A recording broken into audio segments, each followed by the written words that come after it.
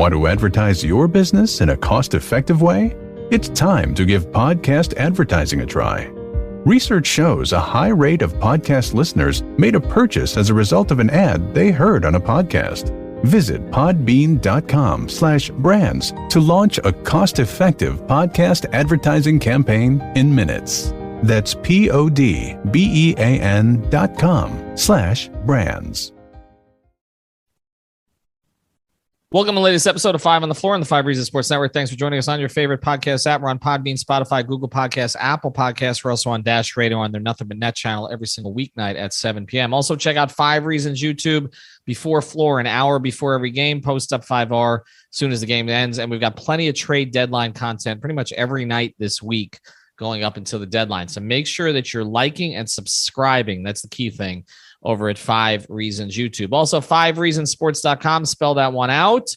The latest takeaways from Brady Hawk are already up and plenty of Dolphins content as well. If you want to find it there, unlike the newspapers, we don't have a paywall.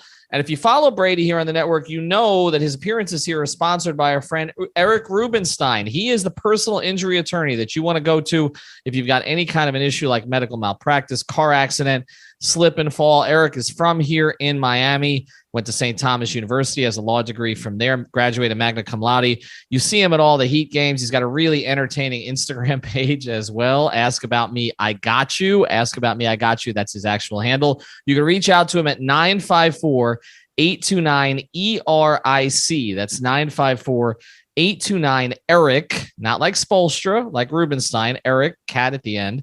954-829-ERIC. He'll handle any of your personal injury cases. He'll work with you to make sure that you get the most money possible, which after all, you deserve compensation if you've gone through something challenging. So reach out to Eric Rubenstein. Again, 954-829-ERIC or on Instagram at Ask About Me, I Got You. And now, tonight's episode. Down the bitch gang. Yeah. 5 on the floor, ride for my dogs. Where here's the thing, you can check the score. Hustle hard, couple scars, wearing bubble frogs. Just like Buck said, you in trouble, y'all. Kept the floor playing, got it all banned. Y'all seen the block, stop with one hand. And Pat we trust, it's power, have the guts. We're here to bring the heat, y'all can hang it up. Welcome to 5 on the Floor, a daily insider show on the Miami Heat and the NBA, featuring Ethan Skolnick, Greg Sylvander, and Alex Toledo, plus others from the 5 Reasons Sports Network. All right, Ethan Skolnick back on 5 on the Floor. Here's tonight's floor plan. I got Greg Sylvander. You can follow him at Greg Sylvander. I got Alex Toledo. You can follow him at Tropical Blanket. The Miami Heat blow out the Washington Wizards in the third quarter, second straight game that they just destroyed another team in the third. Last game against Charlotte, it was more about the defense. This time it was about the shooting. They get up on a Washington team that looks like a pretender right now, but didn't have Bradley Beal tonight. But the Heat lost up there the last time, so there is some significance. We talked before the game, Greg, on Before Floor about how you had to assert your dominance against the division. Divisions don't mean anything that much anymore. The NBA has changed all the rules. But we saw against Charlotte, we saw against Washington. We know the Heat have struggled at times against Atlanta, but we know that they're better than Atlanta. This is the class team of the division. But the key thing we're going to talk about tonight is the point guard play, because since Kyle Lowry has come back, everybody has gotten back into their regular roles, but also it has not meant the end of Gabe Vincent. 27 points combined for Lowry and Vincent. And we were bouncing this around before, like the Heat didn't really have 2 point guards last year. Even with Goran Dragic, you couldn't even argue that they necessarily had one pure point guard, because that's not really what Goran was, particularly late career here with the Heat. This is new for Miami, and I think for Heat fans who've been saying for a while, get point guards, okay? Get guys who can set up the other players. Don't force Jimmy and Bam to have to do all of this stuff. The Heat have done it, and it looks like as long as Lowry is playing, that it was worth the price, at least for this year. And then they've also created something in Gabe Vincent that looks like a pure point guard, which, again, is not something we necessarily expected before the year began. Yeah, no, Gabe tonight, 8 assists and 2 turnovers. Like, you've seen him grow into a player that I didn't expect it. Like, of all the things he was going to be, if you look at his splits for January, he was awesome throughout that entire month, shooting 44%.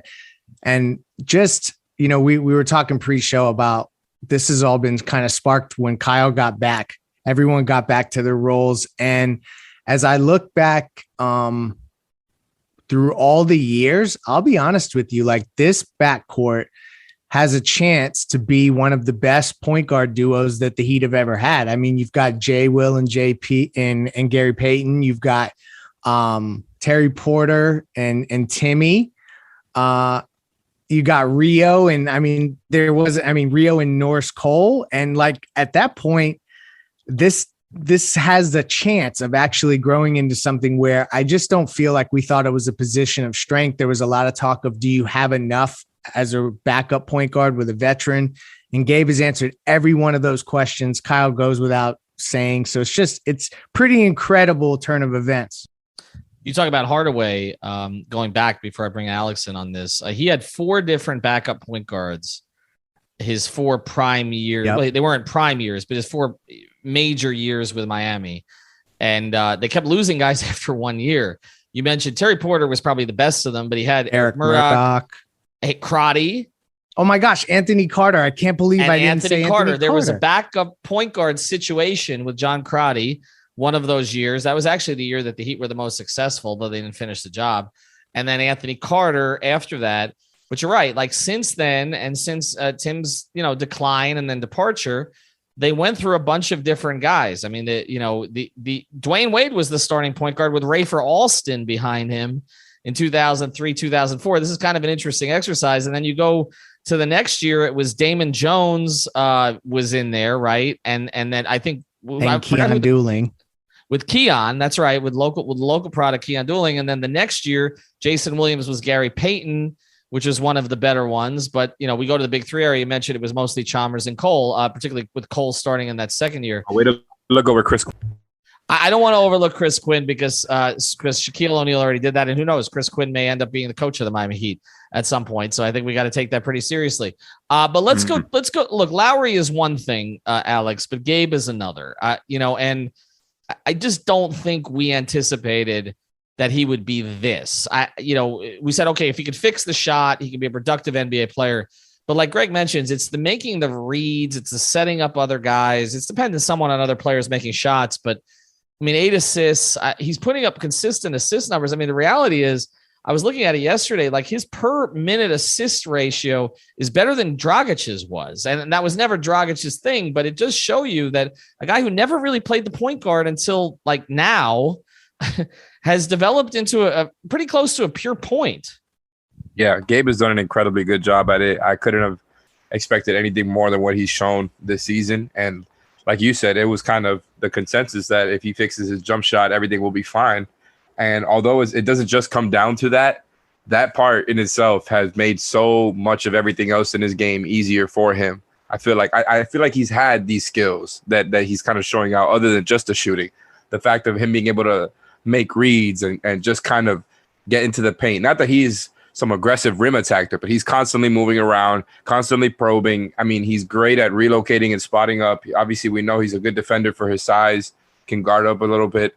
Like, I just think he's already had some of this stuff, and then the shooting just kind of glued it all together, right? And then once he got into a rhythm with it, everything else became easier for him. And he has, like, the pull-up shot off the dribble. He has the floater in the kind of in the in-between game. Like, I just think he's a damn good backup point guard. Like, he's a win-now backup point guard, and I feel pretty confident about that. And we've kind of categorized him with Max and Caleb all season. And I think they've all been great for different reasons. I think Gabe's improvement and performance has been the most impressive out of all 3 of these guys. Yeah, I think that's fair. I do. I know Caleb came out of nowhere, but you're talking about different positions. Playing the wing in the NBA is challenging, but playing point guard is a whole nother deal. I mean, we've seen rookies come in to try to play that position, and they can't. And Gabe is essentially a rookie at that position. I mean, again, when he came in, it was like, okay, he's kind of an off-ball, small 2. And as Eric Spoelstra said, and I asked Eric about this during the last homestand, that, he really embraced this and that, he basically broke down his entire game to become this. And we had him on the podcast. And again, I think we enjoyed Gabe's appearance, but I don't think necessarily, and Sean Rochester was on that one with me, I don't think we necessarily bought all of it. Like, it was like, okay, we have to see this, Right? No, I mean, it's fair. I mean, I think Gabe's confidence, Greg, came through, but Yeah. it's one thing to be confident, and it's another thing to actually do it on the floor. We have seen a lot of point guards struggle in Miami. And also, I think it's more difficult to do this when you do have stars who are accustomed to handling the ball, because to be able to give up that responsibility, they have to trust the person they're giving it up to. And I think true. Right. And I think the fact that Gabe has proven, it's one thing for Jimmy to say, Kyle, okay, I mean, you're going to the Hall of Fame. You're one of my best friends. Handle the damn ball, and I'm going to identify mismatches, okay? Just get it to me in the right spot. That's fine. And then Jimmy to tell Bam the same thing. It's another thing for Jimmy and Bam to defer to Gabe Vincent. And I do think some of this, I think the way he played in the for the Nigerian team, at least, and it wasn't consistent, but at least a couple of the games, particularly against the U.S. team, helps this, because I think the fact that he was able to do it at that level prove something. But it's an interesting thing going forward here, Greg, because I just can't see him losing a rotation slot. Like, I feel like the minutes will come down because Lowry's are going to go up in the postseason, but he's not going to be the odd man out, right? I mean, it's going to be somebody else. That's a really interesting conversation, because like I've really operated like Caleb was the guy that couldn't get taken out of the rotation, and now Gabe is playing so well. I mean, I'm just looking at his last 10 games. He's had over 8 assists 3 times, very little turnovers. He gets 2 and 3 steal games all through here, as I'm looking just quickly to kind of quantify it. And they've been leaning on him for heavy minutes, and I realized that there's been all kinds of different players around him and such. You're right. Like, I think that they have the ability to blitz teams defensively with Caleb, Gabe, and obviously the starters that we all know are high defensive players. Like, they just have the ability to really smother teams. And I don't see Spoelstra necessarily shelving that completely in the playoffs. I don't know that it's going to mean you're going to see 24 minutes for any of these guys, but I think in spurts, they're all going to get the chance to get hot. And if guys get hot, then maybe they stick a little bit longer. All right, we're going to go to something else, more forward thinking here in a second. But again, the Heat win easily. The point guards pace it. We do want to tell you, of course, we've got a product code. It's 5RSN. If you ran in the Miami Marathon over the weekend, you probably got a little dehydrated, right? You should have gotten Solis. Okay, go to getsolis.com. That's GETSALIS.com. You get 10% off the product there. This replaces your electrolytes in a natural way. 5RSN is the code. 5RSN is also our code at therapistpreferred.com for premium CBD, the tincture, the sports cream, the gummies. And this is for recovery. This is for sleep. Therapistpreferred.com. Use the code 5RSN. Again, the number 5RSN for 25% off. And manscaped.com for all of your grooming products, your cologne, your deodorant, all of that stuff. Your balls in your body will thank you. I've got to say that. I forgot to say that on the last episode. Use the code 5RSN at manscaped.com for 20% off. The Bulls are getting beat right now. The East, we're gonna do a more in-depth episode on the East after the trade deadline, as we kind of evaluate where everybody is. I do think it was interesting today, particularly when I'm playing Washington, and these rumors coming out about them going after Sabonis, because I have never seen so many teams who think that they're in this thing. I mean, the fact that Washington thinks they're in it in any way is kind of ludicrous to me. But I mean, they're basically 12th in the East. I can't see the Knicks being buyers, but I mean, who knows at this stage. Brooklyn just dropped to 7. They're in the play-in right now. That's just funny to me. And that could be a Miami first-round opponent. But I just want to let's just, with final thoughts here as we go. Now as we speak here, we're a little less than 70 hours away from the trade deadline. Have you seen anything over the past 24 hours, standings-wise, or anything else that you've seen kind of circulating, Greg, and then I'll let Alex close here, that leads you to believe the Heat will be active? Because I think we all sort of agreed on the last episode that at the most it's a tweak, that they're not going to do it. No, it's a tertiary move, like the back half of the roster. You shore up a position, maybe send. I truthfully believe that it's going to be a situation where it's KZ Okpala, take it or leave it, or Markieff Morris and KZ Okpala, take it or leave it.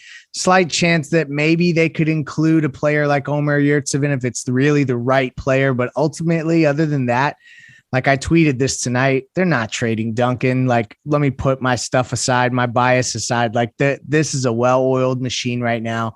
So I would not expect fireworks, and it's a really good problem to have. Like, I don't think we've ever, as Heat fans, like, think about this. All of your tenured listeners out there that are listening to this, have we ever gone into a deadline and said, we don't really have any holes?